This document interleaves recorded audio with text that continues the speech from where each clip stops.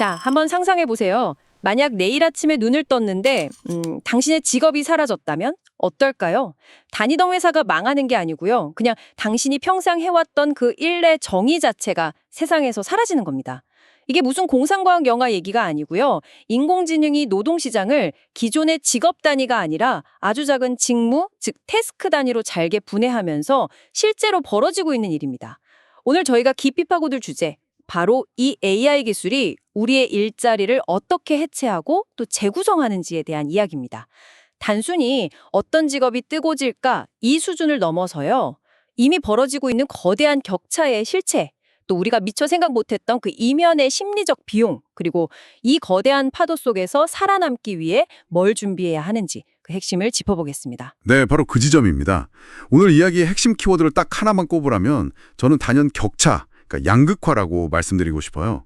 AI를 하나의 도구로 정말 자유자재로 쓰는 사람과 그렇지 못한 사람의 격차가 이게 국가나 기업은 물론이고 심지어 같은 사무실에 앉아있는 동료 사이에서도 극단적으로 벌어지고 있다는 거죠. 아, 동료 사이에서도요? 네, 아주 상징적인 숫자가 하나 있는데요. AI 기술을 가진 직원이 그렇지 않은 동료보다 무려 56%나 더 높은 임금을 받는다고요. 56%요? 와. 이건 정말 시작에 불과합니다. 오늘 이 시간에는 AI가 만들어내는 이 노동시장의 구조적인 대전환을 다각도로 분석하면서요. 막연한 불안감을 넘어서 구체적인 생존 전략은 무엇일지 함께 탐색해 보겠습니다. 아, 그 말씀 듣고 보니까 가장 먼저 짚어봐야 할 게 바로 그 AI 디바이드, 격차 문제인 것 같네요. 이게 단순히 개인의 노력이나 능력 차원, 이걸 넘어선 구조적인 문제라는 거죠? 그렇습니다. 자료를 보니까 국가 간 격차가 정말 상상 이상이더라고요.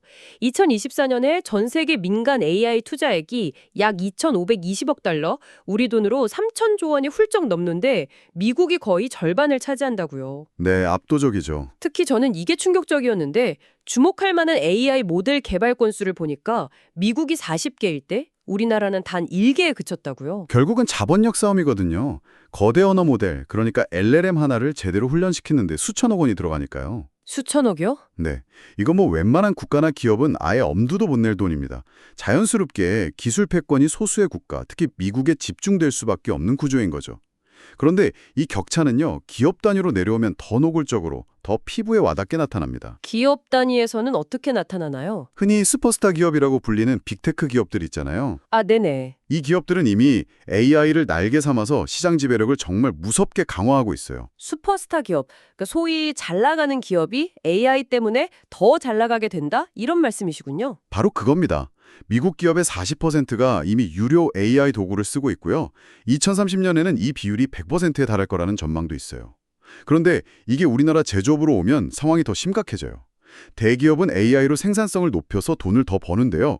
중소기업은 똑같이 AI를 도입해도 이익이 늘기는커녕 제자리 걸음이라는 거죠. 아, 격차가 여기서도 확 벌어지는 겁니다. 기술이 오히려 불평등을 더 심화시키는 그런 아이러니가 발생하는 거죠. 국가와 기업 단위의 격차를 보니까 이 거대한 흐름이 결국 개인에게는 내 일자리 문제로 다가올 수밖에 없겠네요. 그럼 이제 가장 궁금해하실 부분으로 넘어가 보죠. 자료에서 가장 직접적으로 충격을 받는 직업들을 구체적으로 언급하고 있었잖아요. 여기서 정말 흥미로운 게 AI가 직업을 통째로 대체하는 게 아니라 직무 단위로 파고든다는 개념이었어요. 네, 그게 핵심입니다. 예를 들어서 회계사라는 직업이 뭐 내일 당장 사라지지는 않을 겁니다. 하지만 회계사가 하는 수많은 업무 중에 영수증 보고 장부에 기입하는 자동 기장이나 방대한 데이터를 뒤져서 이상 징후를 찾는 데이터 감사 같은 거요. 아, 네. 그런 반복적인 업무들. 네, 그런 반복적인 직무들은 AI가 훨씬 빠르고 정확하게 해낼 수 있겠죠. 이런 식으로 직업을 구성하던 직무들이 하나씩 AI에게 넘어가면서 결국 회계사라는 직업의 정의와 역할 자체가 완전히 바뀌거나 심지어는 소멸하게 될 수도 있다는 겁니다. 그러니까 직업이라는 집이 하루아침에 무너지는 게 아니라 집을 받치고 있던 기둥들이 하나씩 뽑혀나가는 시기군요. 근데 어떻게 보면 더 무서운 것 같은데요? 내가 하는 일의 가치가 서서히 닳아 없어지는 걸 그냥 지켜봐야 하는 거니까요. 맞습니다. 그래서 반복적이고 예측 가능한 인지 업무를 주로 하는 직군이 가장 위험하다고 분석되는 겁니다. 구체적인 수치를 보면 정말 아찔할 정도예요. 텔레마케터는 대체 위험이 99%, 보험 손해사정인은 98%, 회계사무원은 97%에 달합니다. 99%요. 거의 100%에 가깝다는 건 사실상 뭐 직업의 소멸을 예고하는 거랑 다름없네요. 그렇죠. 은행원이나 운전사 역시 모바일 뱅킹과 자율주행 기술의 확산으로 장기적으로는 사라질 가능성이 크고요. 그런데 정말 의외였던 건 흔히 안전하다고 생각했던 전문직, 소위 화이트 칼라도 예외가 아니라는 점이었어요. 특히 자료에 반복적으로 등장하는 주니어의 위기라는 표현이 정말 뇌리에 박히더라고요. 네. 그 부분이 현재 가장 심각한 문제 중 하나입니다. 정보를 수집하고 가공해서 상사에게 보고하는 형태의 업무들 있잖아요. 예를 들면 로펌의 초년차 변호사들이 하는 판례 리서치나 컨설팅 회사의 주니어 컨설턴트들이 만드는 시장 분석 보고서 같은 일들이죠. 아, 네네. 이제는 AI 에이전트가 훨씬 더 빠르고 정확하게 그 일을 해낼 수 있거든요. 잠깐만요. 개발자는 AI 시대의 가장 유망한 직업 중 하나라고 하지 않았나요? 그런데 초급 개발자 고용이 20%나 급감했다는 건 좀 충격적인데요? 이게 일시적인 현상인가요? 아니면 개발자라는 직업의 성장 경로 자체가 막히고 있다는 신호로 파야 할까요? 아주 날카로운 지적이십니다. 생성형 AI가 간단한 코드를 짜주거나 오류를 잡아주는 디버깅을 대신해주면서 신입 개발자들이 해야 할 일이 크게 줄어든 겁니다. 스탠퍼드 대학 연구를 보면요. AI를 도입한 기업은 신입사원 고용을 평균 7.7% 줄였다는 결과도 있고요. 말 그대로 신입들이 허드렛 일부터 시작해서 경험을 쌓고 성장할 그 사다리가 사라지고 있는 셈이죠. 경력직은 AI를 활용해서 생산성을 폭발적으로 높이지만 이제 막 일을 배우려는 주니어들은 AI에게 일자리를 빼앗기는 구조가 되고 있는 겁니다. 이 주니어의 위기라는 걸 듣고 보니 단순히 일자리가 몇 개 줄어든다는 경제적 위협을 넘어서는 문제라는 생각이 드네요. 우리가 쉽게 간과하는 심리적 충격이 엄청날 것 같아요. 자료에 자동화 불안이라는 용어가 나오던데 바로 이런 걸 말하는 거겠죠? 그렇습니다. 수십 년간 갈고 닦은 나만의 숙련 기술, 나를 전문가로 만들어줬던 그 모든 것이 하루아침에 구식 기술이 되어버릴 수 있다는 공포. 이건 정말 심각한 문제입니다. AI 때문에 일자리를 잃은 노동자들은 산산조각난 전제라는 심리적 외상을 경험한다고 해요. 산산조각난 전제요? 네, 세상은 안전하고 공정할 것이다. 내가 노력한 만큼은 보상받을 것이다라는 우리가 세상을 살아가게 하는 가장 핵심적인 믿음이 무너지면서 자아 정체성까지 붕괴되는 겁니다. 와, 단어 자체가 정말 무섭네요. 단순히 돈 문제가 아니라 내가 믿어온 세상의 규칙이 송두리째 흔들리는 거니까요. 소스에 인용된 35살 개발자 이야기가 특히 가슴 아팠습니다. 프로젝트 우수상을 받은 지 한 달 만에 내 역할이 더 이상 필요 없다는 통보를 받았을 때 발밑에 땅이 사라지는 기분이었다. 이건 정말 존재론적인 위기네요. 네, 전문가들은 이런 경험이 개인에게는 깊은 무력감과 우울증을, 사회적으로는 기술에 대한 극단적인 불신과 저항을 낳을 수 있다고 경고합니다. 조직 전체로 보면 숙련공들이 떠나면서 암묵적으로 전수되던 노하우나 문제 해결 능력이 사라지는 조직 기억 상실 현상으로 이어질 수도 있고요. 보이진 않지만 아주 큰 비용을 치르는 셈입니다. 그리고 이런 심리적 충격 외에도 일자리를 유지하는 사람들에게도 보이지 않는 비용이 있더라고요. 바로 인지적 부채라는 개념이었는데요. AI에 너무 의존한 나머지 스스로 생각하는 힘을 잃어버리는 현상이라고요. 맞습니다. 딱 그거예요. 내비게이션에만 의존하다 보면 자주 가던 동네길도 기억 못하게 되는 것과 똑같은 원리입니다. 복잡한 보고서를 쓰거나 새로운 사업을 기획할 때 처음부터 끝까지 AI에 맡기는 습관이 들면 인간의 비판적 사고력이나 창의적 문제 해결 능력이 점점 퇴화할 수 있다는 경고죠. 뇌의 근육을 안 쓰니 약해지는 겁니다.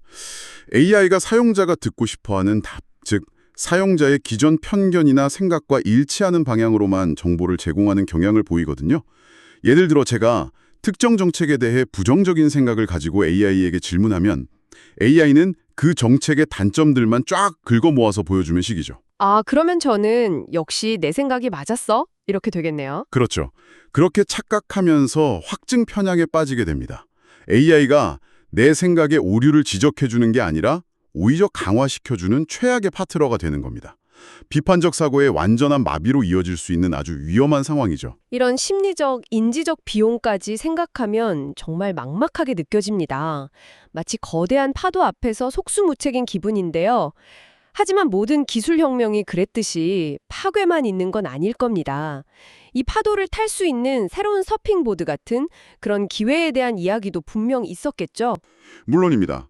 위기 속에서도 분명 새로운 기회는 열리고 있습니다. 2030년까지 AI 관련 분야에서 약 1억 7천만 개의 신규 일자리가 만들어질 거라는 긍정적인 전망도 있으니까요. 핵심은 크게 두 가지 방향으로 나뉩니다. 하나는 AI 기술 자체를 지휘하고 관리하는 새로운 직업. 다른 하나는 AI가 결코 대체할 수 없는 인간다움을 더 깊이 파고드는 직업입니다. AI 기술을 주의하고 관리하는 직업이라 에이전트 오케스트레이터라는 이름이 참 생소하면서도 멋있던데요. SF 영화에나 나올 법한 이름인데 구체적으로 어떤 일을 하는 사람인가요? 말 그대로 AI 에이전트들을 지휘하는 오케스트라 지휘자라고 생각하시면 쉽습니다. 예를 들어 신제품 출시 마케팅 전략 수립이라는 복잡한 과업이 주어졌다고 해보죠. 그러면 시장 분석 AI, 광고 카피 작성 AI, 소셜미디어 홍보 AI, 성과 측정 AI. 아, 각각의 전문 AI들이 있는 거군요. 네. 이 여러 전문 AI 에이전트들에게 각각의 역할을 부여하고 이들이 만들어낸 결과물을 조율해서 최종적인 결과물을 만들어내는 총감독 역할을 하는 겁니다. 개별 AI의 성능을 넘어 이제는 AI 군단을 지휘하는 능력이 중요해지는 거죠. 와, 정말 지휘자 같네요. 그 외에도 AI 기반의 사이버 위협을 막는 사이버 보안 전문가나 AI의 편향성을 감시하는 AI 윤리 전문가, 가상세계를 만드는 메타버스 설계자 같은 직업들도 수요가 폭발적으로 늘어날 거라고 하죠. 맞습니다. 그럼 다른 한 축인 인간다움이 더 중요해지는 직업은 어떤 것들이 있을까요? AI가 흉내낼 수 없는 인간 고유의 영역을 말하는 거겠죠? 네, 바로 공감과 소통, 그리고 예측 불가능성에 대처하는 능력입니다. 예를 들어 레크레이션 테라피스트나 정신보건 사회복지사처럼 사람의 아픔에 깊이 공감하고 정서적 교감을 나누는 일은 AI가 하기 어렵습니다. 또 화재 현장처럼 예측 불가능한 변수가 난무하고 순간적인 판단에 법적 윤리적 책임까지 져야 하는 소방관 같은 직업도 AI가 대체하기는 거의 불가능에 가깝죠. 그렇군요. 결국 미래의 경쟁력은 두 가지네요. AI를 내 손발처럼 부리는 지휘자가 되거나 아니면 AI가 절대 가질 수 없는 따뜻한 심장을 가진 전문가가 되거나 양쪽 다 만만치 않아 보입니다. 맞습니다. 그래서 AI를 내 역량을 증폭시키는 최고의 파트너로 삼을 것인가? 아니면 AI가 달 수 없는 나만의 고유한 영역에서 가치를 증명할 것인가? 이 두 가지 질문에 대한 답을 찾아야 하는 거죠. 어중간한 위치에 있는 일들이 가장 먼저 사라질 테니까요. 오늘 우리는 AI가 바꾸는 직업 생태계를 정말 깊숙이 들여다본 것 같습니다. 국가적 차원의 거대한 격차에서부터 내 직업 속 직무가 사라지는 문제, 그 과정에서 겪는 심리적 고통, 그리고 마침내 새로운 기회의 가능성까지 짚어봤습니다. AI 세나 기본소득 같은 사회적 안전망에 대한 논의도 물론 중요하지만 결국 이 거대한 변화의 한가운데에는 나 자신이 서 있다는 생각이 드네요. 네. 오늘 논의를 마무리하면서 듣고 계신 분들께 한 가지 중요한 질문을 던져보고 싶습니다. 우리는 평생 자신의 정체성을 직업과 동일시하며 살아왔습니다.